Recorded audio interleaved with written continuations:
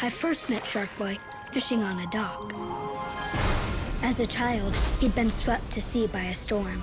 He was saved by the sharks, who raised him as their own. He grew gills and fins. His teeth became sharp, and we became friends.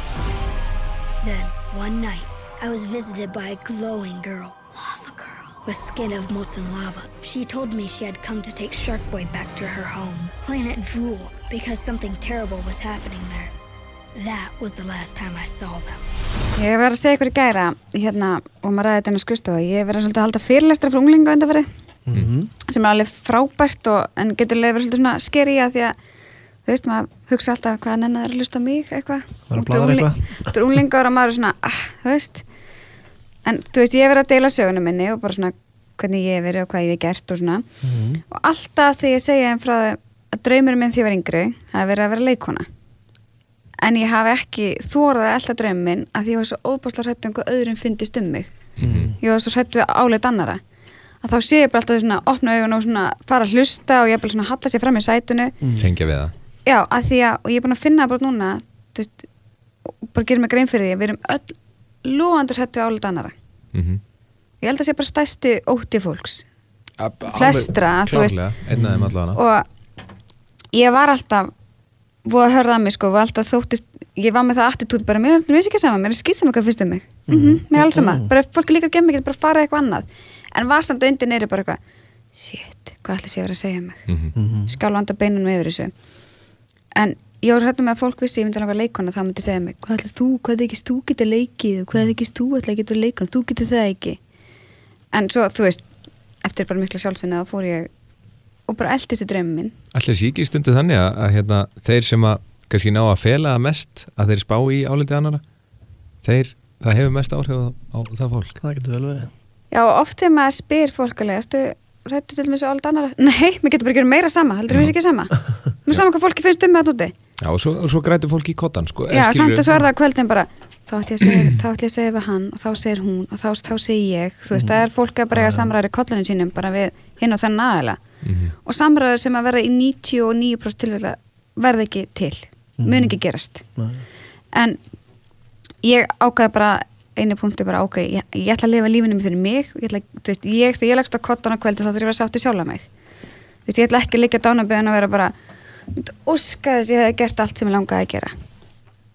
En það sem að ég er að koma að það er að ég er alveg svona ofboðslega, þú veist, það syrgir mig ofboðslega að hugsa til þess að þessi ykkur krakkar núti sem að þora ekki að láta drauminn sem rætast og gera það sem langar til að gera, hvort sem er leikari, söngvari, þú veist, hvað sem er.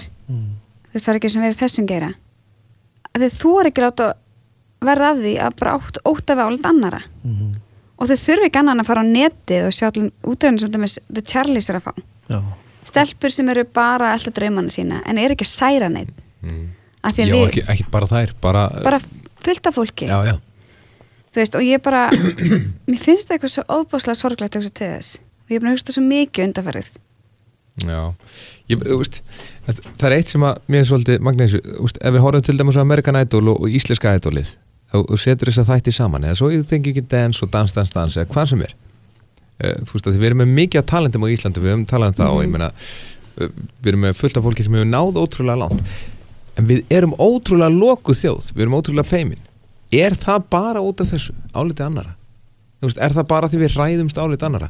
Eða, þú veist, ég man til dæmis þegar ég var yngri að ég hefði aldrei fyrir mitt litla líf staðið upp eitthvað og haldið fyrirlestur í skóla. Ég var bara töffari og þóttist bara vera of cool fyrir það sko, eða þú veist, fannst það, en ég var samt innst inni alveg bara mjög feimi við það, þú veist, mér fannst það mjög óþægilegt og ég man þegar ég kom fyrst fram að því ég var náttúrulega byrjaði músík 12 ára og var í bílskúrsböndum og alls konar hljómsdum, kem fram á fyrstu tónleikum eitthvað 13 ára og ég þorði ekki að syngja lagið, þú veist, ég var að skýta á mig það en þú veist, og ég var bara búin að stressa þér í viku þannig að þú veist, ég þurfti bara alveg að læra þetta upp á nýtt þegar ég sko var aðeins eldri skilur ég veist ég að það er óta já.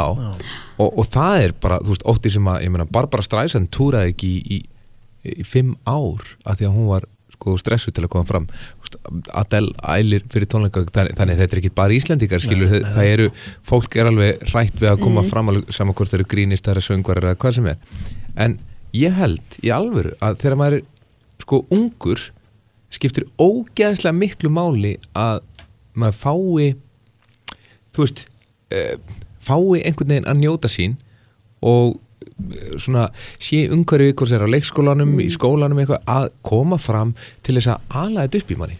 Ég var heppin að því ég var í Selaskóla alveg frá því ég var 6 ára þannig fór ég í 8. bekk og þar var kennd ræðumennska.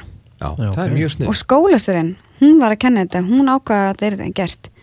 Þá bara skrifum við, það hefði viðgöldlega að skrifa hvað okkur fyndist eitthvað eitt málefni og við völdum oftast málefni sko og svo stóðum við fram bekkinn og lásum ritgerðina okkar.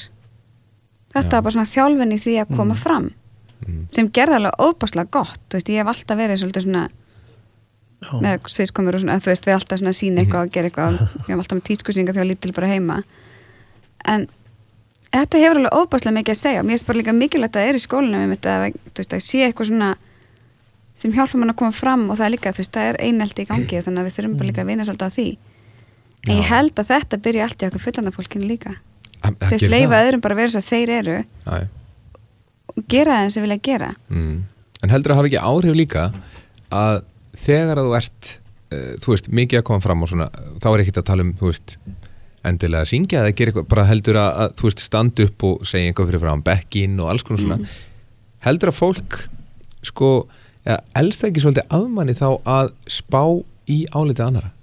Ég held að þú veist að þetta eldist ekki afmanni Ég held að maður þurfa að vinna bara í því að þú veist, pæla ok, ef ég ger þetta, er ég sátt í sjálfa mig og er ég að gera þetta fyrir mig eða er ég ekki að gera þetta því ég er hrædd hvað öðrum finnst mig en það er sko, eins og ég minna við erum í uppistandi við erum bara treyst á það sem við segjum er fyndið og okkur finnist að fyndið og ykkur minni hlæja og virkar ekkit alltaf Nei, menna, og ég er ekkit allra og það er allt í lagi þú veist, og það er ekkit allra og það er eitthvað sem ég er svona alveg, Já, þú veist, það væri bara ekki alveg að fíla þessa persónu en þá ætlum ég bara að leyfa henn að vera hún og þú veist, hann og fá bara að vera þau í friði þannig að ég sé eitthvað að fara á netu og drullu við þau eða vera með eitthvað leiðindi En það er oft talað sko, það er betra að vera ekki allra heldur en að vera allra af því að þú veist, ef þú ert allra þá ertu bara einhvern veginn svona hlutlaus bara fellur inn í hópin Ég held að vera svolítið að byrja hjá okkur bara líka að fullna fólkinu þú veist, að því að heima fyrir leið að fara að tala illum eitthvað eða fara að segja, þú veist